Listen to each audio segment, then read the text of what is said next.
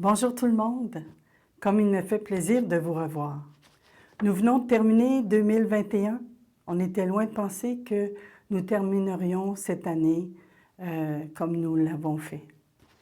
En se confinant davantage, en réduisant nos groupes de visites et aussi en réduisant aussi le nombre de paroissiens qui pouvaient venir à l'Église.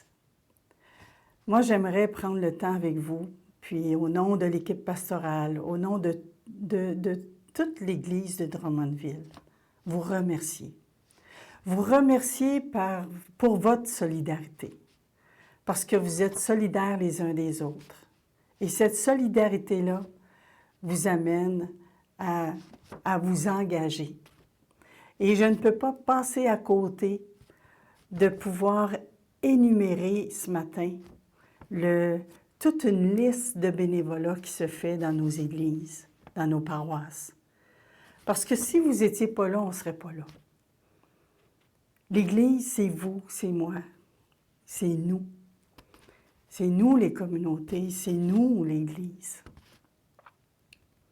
Alors, votre appartenance fait que vous portez du fruit à travers votre don. Puis il faut vous le dire, il faut vous le rappeler comment vous êtes important. La liste de catégories que je vais vous énumérer va vous montrer comment l'Église ne se bâtit pas toute seule. Je sais que vous le savez, mais je vous le rappelle.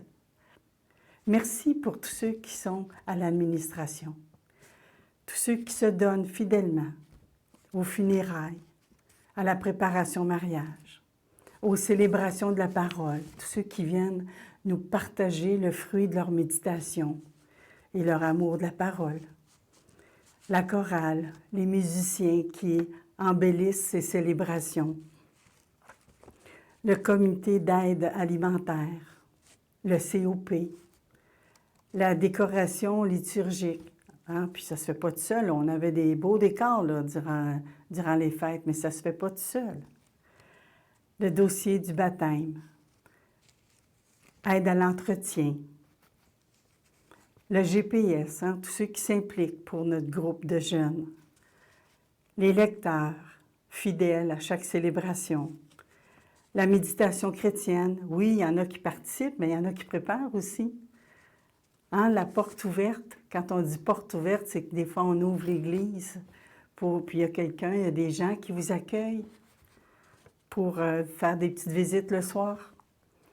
Ceux qui s'occupent de la récupération, les secrétaires, comment c'est important, hein? Dans une paroisse, les secrétaires. Puis les réceptionnistes, ce sont les premières hein? qui vous accueillent, qui vous disent bonjour à l'accueil, au téléphone, à la porte. Les visites aux aînés, l'accompagnement, tout ce qui est pastoral des aînés. Les bénévoles de la COVID, et ça, je le souligne, là, peut-être fortement, parce que ça a demandé beaucoup d'énergie, de services, de disponibilité, parce que s'il n'y avait pas de bénévoles de la COVID, on n'aurait pas pu vous accueillir pour les célébrations. Mais ils ont été là fidèles, puis je vous remercie grandement. Ceux qui sont catéchètes, nos diacres aussi, hein? Ouais, ils sont ordonnés, mais ils ont de la disponibilité pour aider à la paroisse, à appuyer aussi, soutenus par leurs épouses. Eux autres aussi, ils sont là. L'équipe de captation, pas d'équipe de captation, pas de messe à la télévision, hein?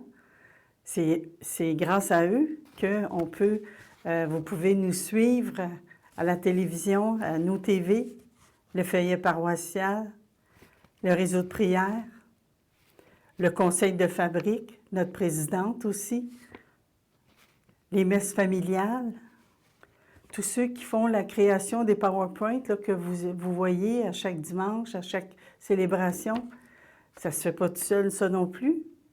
Les sacristines, notre sacristain, celle qui s'occupe de la conception site web, le groupe de soutien des endeuillés, toutes les sessions qu'on fait pour vous aider à travers votre deuil.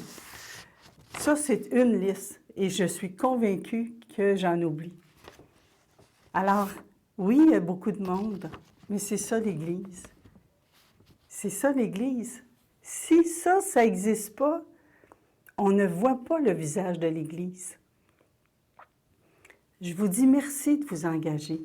Puis s'il y a d'autres personnes qui ont le goût de s'engager, il y a de la place. Il y a encore des manques. Hein? Il y a encore de la place pour s'engager. Entre autres, pour vous accueillir, les bénévoles de la COVID, on aurait besoin encore de monde. On était 75 quand on a commencé la première COVID, là, au début. Là. Hein? Là, on est rendu pas tout à fait une vingtaine. Merci pour votre fidélité. Merci à tous de nous montrer comment votre engagement est important. Il l'est pour vous, il l'est pour nous, il l'est pour tous.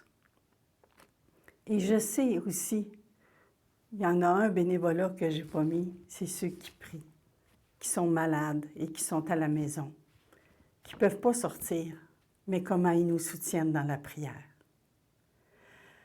Alors, je termine en vous disant, je vous souhaite une bonne année 2022. On ne sait pas comment on va la vivre, vraiment pas, mais on va se soutenir, on va être là, ensemble.